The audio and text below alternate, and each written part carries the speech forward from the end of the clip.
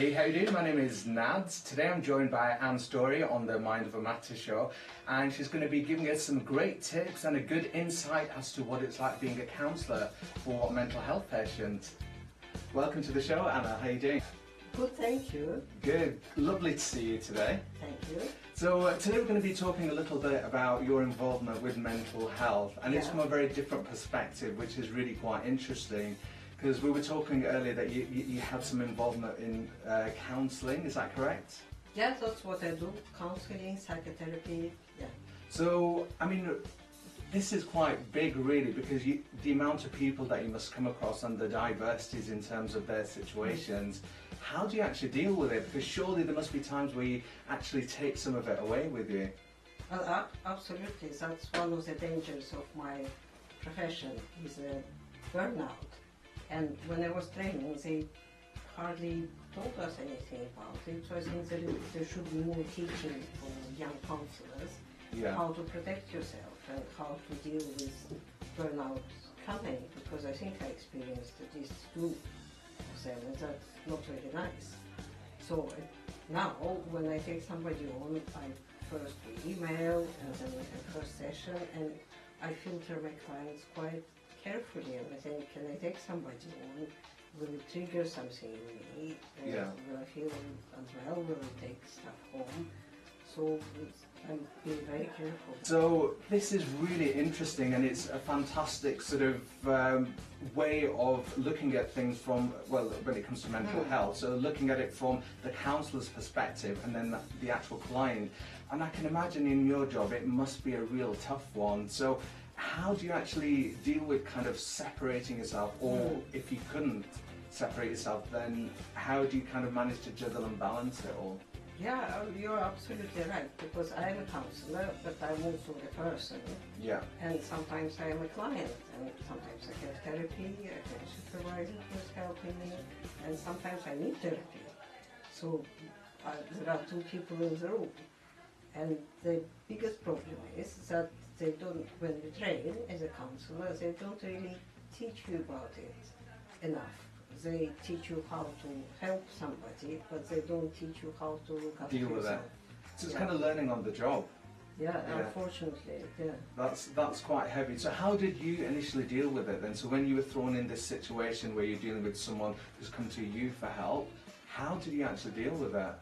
Well, it was quite daunting, because sometimes I had, when I was starting, I couldn't choose my clients. I was just given somebody after initial assessment, and I could get quite hard cases, somebody being suicidal, and I had the feeling that I have to rescue that person, I have to save them, that's my duty, and that's not right. Yeah. It's not correct. We are here to do work together. So sometimes any person is not quite capable to do the work, he's not ready, maybe he needs medication, maybe you need to work alongside psychiatrist, and this person is not suitable to be a client of a psychotherapist.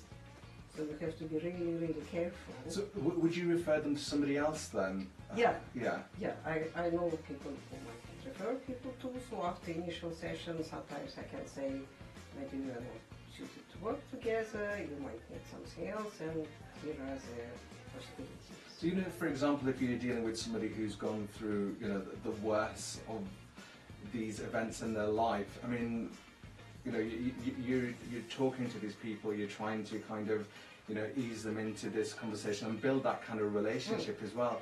But I mean, there must be times when you go home and it must be preying on your mind like crazy. Well, if it happens, you have to really look into it and think why it is like that. There must be something, must be triggering something in your life story. Yeah, and then you have to go to your supervisor and talk about it. Because otherwise, you usually just leave your work at work, and that's how it should be. You could sometimes think about your clients, but more from the point of how are we going to go forward. Yeah. Etc., but not something stuck in your mind. All right. That's not right. So let's look at two situations then. So if you could give an example of one of the most extreme situations that you've dealt with, and how that kind of progressed. Well, I had quite difficult, of course, not naming names and changing details. I found quite difficult working with anorexic presentation because I wasn't told about it, but you do need to work with a psychiatrist.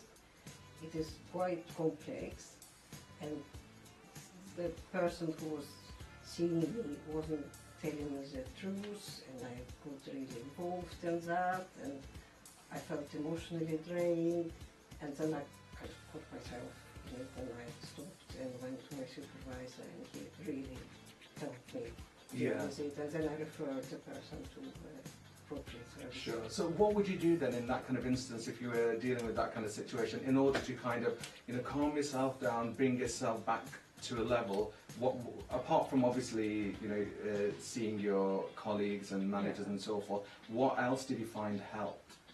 Well, quite often I have therapy myself. I dip in and out. I don't have continuous therapy, but sometimes I have several months therapy when I feel I need it. But also exercise, yoga, all good of that. Healthy eating as well. Good healthy eating, seeing friends, just doing normal things. Excellent. So looking at the other side of the coin then, have you had like a client that you worked really well with and you've seen the 360 turn? Yeah, absolutely. And sometimes it could be just one session, if that's all this person had time for. And it's really rewarding, and it's I was going to say, amazing. How did that make you feel, or what, seeing this person actually, change so drastically? How did that personally make you feel then? It's great feeling, and you think it's so simple. Just rephrase something, or just let people talk through something for the first time in their lives through some traumatic event, and then they change in front of your eyes. They even look different. That's amazing. So what advice would you give to anyone then in this situation who needs some mental health? Well, I think if you feel like you are stuck, like you keep repeating the same pattern over and over again, that means you do need help. So just go and talk to a specialist, and there are different ranges of prices. There is free counseling, sometimes attached to schools for counselors, and just talk through your issues. Sometimes just talking will help, and sometimes you'll find just different way of solving your problems. You have choice. And now there is a lot more help available, would you say? Yeah, exactly. Yeah, now it's more common for your employer to offer you insurance that you can go and see a counsellor, and universities have counselors, schools have counselors, so there is more. Well, that's great to hear. Anna, thank you very much for taking the time to speak to us today. Welcome. Well, there you have it. There's always some great advice here on the Mind of a Matter show, so make sure you stay locked.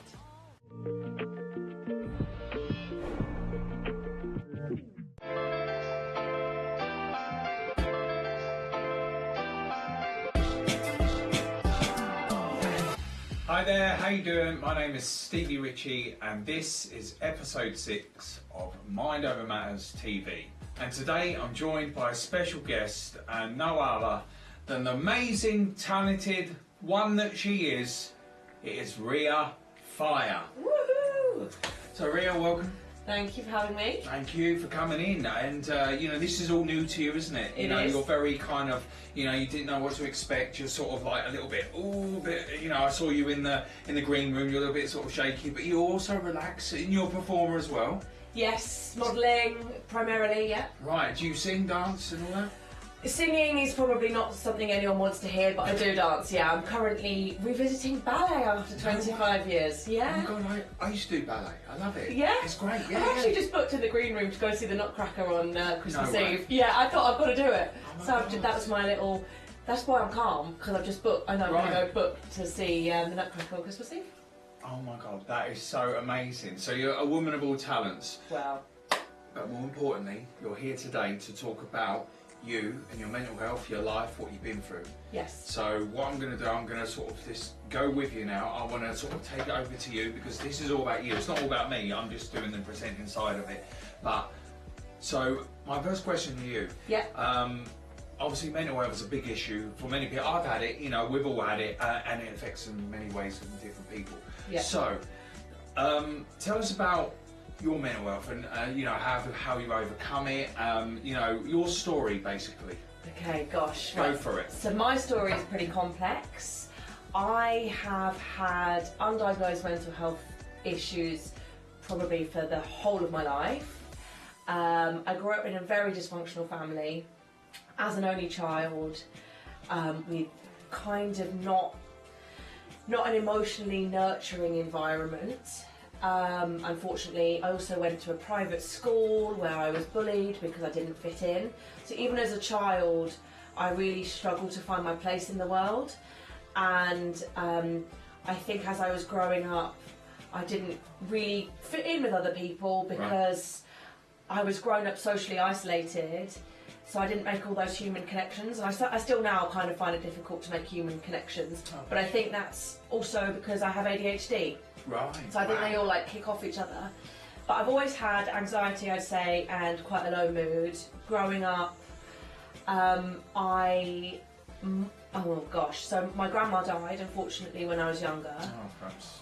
And she was a big rock for me, and when she died, that's when I had my first really depressive episode. I was put on antidepressants and given like baseline talking therapy. I didn't really connect with it, and I was so young. I think I was like 14. I didn't really, I didn't. Young. Yeah, but like I said, I'd struggled before. Right. Because I was always a misfit. Yeah. I never really felt comfortable in my own skin. I didn't fit in with the posh people at school because I went to a private school. But then because I went to a private school, I didn't connect with the kids that were like on the streets in the area that I grew up in. So yeah, I found my childhood quite difficult. I, as I said, was bullied quite viciously at school, at that private school. And then my grandma died, and that's when I got put on the antidepressants. And kind of from then on in, I think as I went through matured and through puberty, and you kind of start understanding the world a bit more, I realised the world's not a very nice place. No, you're right. So I was diagnosed with clinical depression and anxiety when I was about 14, 15. Wow. I've been on and off antidepressants pretty much since then. I had some very traumatic experiences with a group of friends, which are kind of unresolved. I didn't seek therapy for. I didn't really know that there was therapy out there. That really impacted my life in a very negative way. Basically I was sexually assaulted. Oh my gosh. And like I say, TMI, full disclosure here, but no, it's part of my journey, so Yeah. I think it's worth including. And I didn't get taken seriously by the police, and then you feel even more I was already isolated. I felt even more isolated, and I became physically unwell then because the mental health was really. I didn't have like a stable. I don't know, like. My head was messed up, so it started messing my body up in a big way. So I now have Crohn's disease and ankylosing spondylitis. They're two autoimmune diseases, which I've now found out, speaking to psychologists and psychiatrists, is probably as a result of constantly being in fight or flight mode as a child. Right. My nervous system was constantly Fired up and down. it was adrenaline, so it really impacts. So now I've got these autoimmune conditions. So my physical health started taking a beating. My mental health, again, hadn't really been looked at. We live in a society where, as a woman, you have these expectations of you. You've got to get married, you've got to have kids. Pressure, yeah. Do you know what I mean? Yeah, you've got to have a totally. good job, Yeah. you've got to have kids, but you've also got to be a high-flying businesswoman. So I basically did as I was told at school. I was a really good girl at school because I wanted to get a good job. I thought I needed to tick off all of these little achievements in life. Cool, yeah. And I got married when I was 27. 27 years old? Yeah, Wow. and he was a lovely guy, but I was very broken mentally, very broken physically as well. My physical health was really bad. But I married him because he was a nice guy, not because I loved him and wanted to spend the rest of my life with him. Right. Being in that marriage, I expected that marriage to be like, well, that's the goal that everyone is striving to achieve. I got there and I was still mentally incredibly unwell, and I was actually the most physically unwell I've ever been. And I kind of took a long hard look at this isn't right. We weren't good for each other in the relationship. I was trying to get out, and the marriage ended. It needed to end. We weren't suited to each other. We kept on arguing. Yeah. I was trying to push him away. I didn't want to be in that relationship, but I thought that's what's expected of me. So when the marriage ended, my whole place in this world imploded because I'd no longer ticked off the marriage, you can have kids, all of thing, and I was sectioned. I was very, very, very mentally unwell. I spent 5 weeks in a psych hospital. I was diagnosed with BPD, which is actually in question now. They don't think I have BPD. This is one of the things, the struggles I think I face with mental health, is it's so particular to that person. You can't do a blood test to say, well, you've got this mental health condition. You can't do an x-ray and say, well, therefore you're suffering from this. It's all very situational, and they overlap a lot. So I was diagnosed with BPD, and I was given lots of help to put myself back on my feet. And I was so relieved once I got over the shock of being out of the marriage and letting my parents down and letting myself down, and I'm now no longer a woman because I'm not married and all of this. Once I got over that, like the mist lifted, I got really vibrant. I went back to work, and then COVID happened.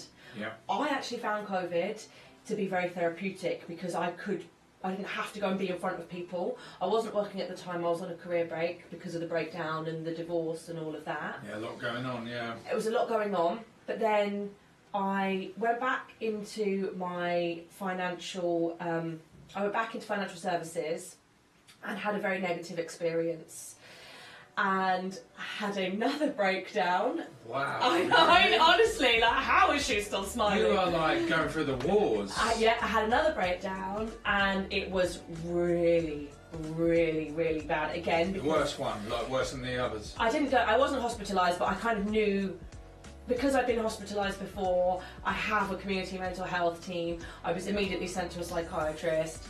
I was given lots of support, probably not the right support, but there we go.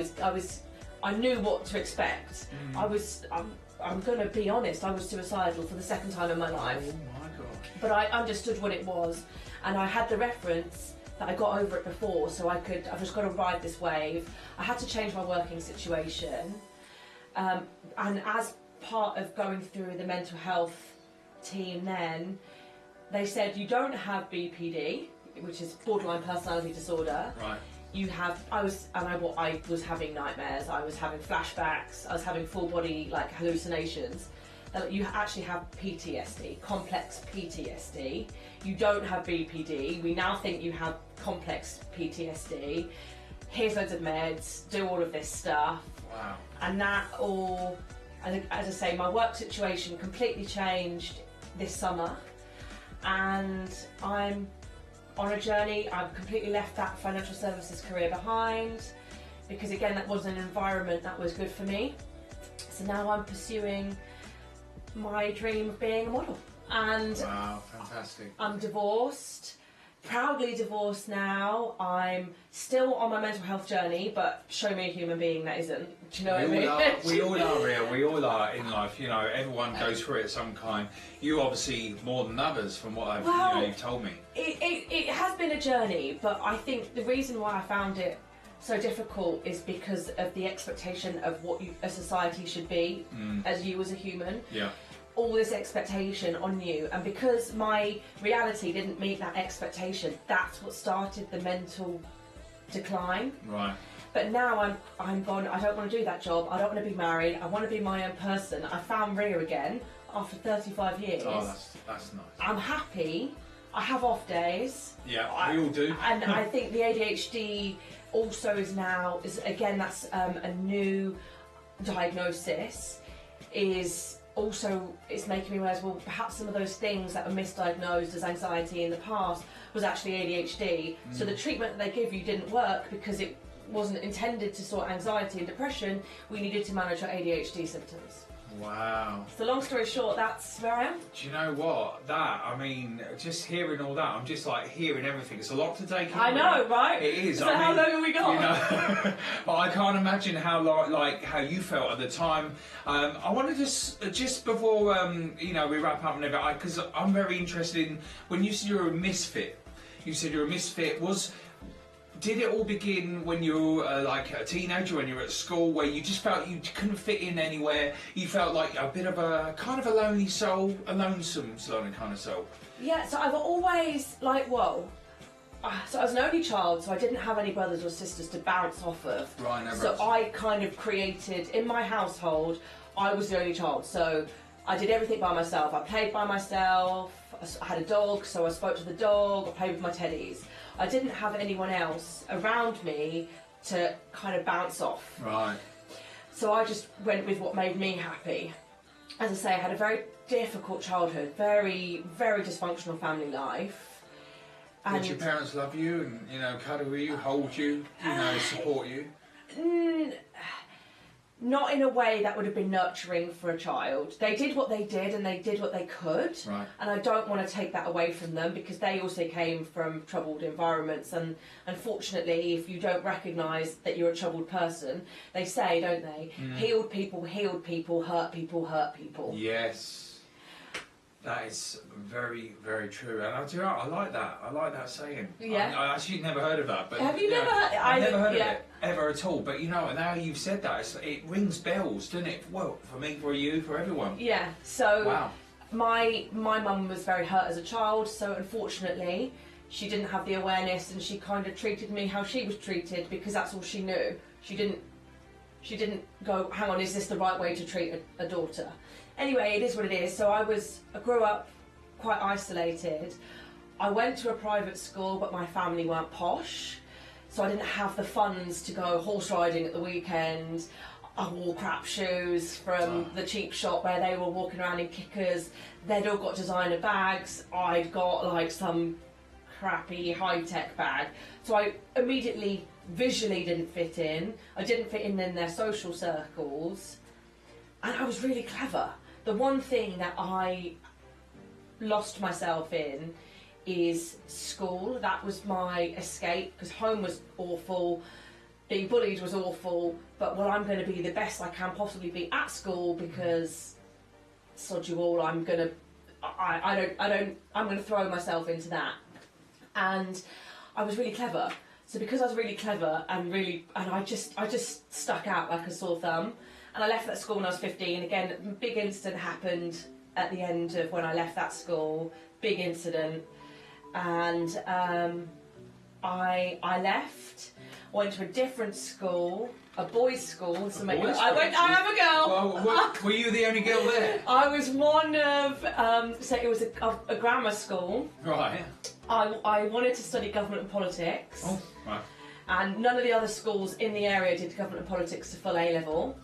So you could, if you were sporty, or if you were good at drama, or if you were good at like technology, it was a big grammar school, so you could go and in sixth form, the girls, if you excelled at sport, it was where the rugby team, so it's Northampton, so it's big rugby town. Northampton, yes, yeah, I know it. Yeah, so if you were good at sports, you went into Northampton School for Boys. You did technology, they had a technology lab, it was a really big thing. Wow. But I wasn't any of the above, I just wanted to go and do government and politics. So I was one of 25 girls in my year. No way. And to be honest, I loved it. My grades took a massive dive. Oh dear. But that was the first time I saw what it was like in the real world. I wasn't in a posh school where everyone was driving their Ferraris to work, getting their helicopter landing on the roof. No, I'm exaggerating, but do you know what I mean? Yeah, of course. With me and my little stick and my little bundle on the back of it, trudging along in a blazer that was 6 times too big. I fit in, and actually I left home at that time. I left home when I was just turning 16, because home was awful. At that time... You've got such a lot of life skills. Do you know what? It's just gone mad. Like you have lived the life of probably like an 86-year-old I have. right now. And how old are you now, you say? I'm 35. 35. It seems like she's living on to 86. Ria, so just to wrap up, what is next for Ria Fire in the next year or two? What is your goal before we wrap up? My goal is to, well, I'm now pursuing the modelling career that I've always wanted. So I am going to be getting an agency contract. I'm sure of it. I'm manifesting it. I've just, yeah, I'm going to make modelling my full-time career. Brilliant. And I'm a Samaritan. Oh, wow. I have to give back. And I'm also considering doing a job in mental health as well. Oh, well, you know what? Great advocate for it, because obviously you've been through a lot, and no doubt people will watch this and can relate to you in some sort of way and go, wow, she has just been through so much. Ria, thank you so much for joining me today and here, of course, on Mind Over Matters TV, episode 6. Please keep on following and keep on supporting, and if you've got a story, why not come on our show? I've been Stevie Ritchie, this is Ria Fire. We'll see you soon. See ya! Bye-bye.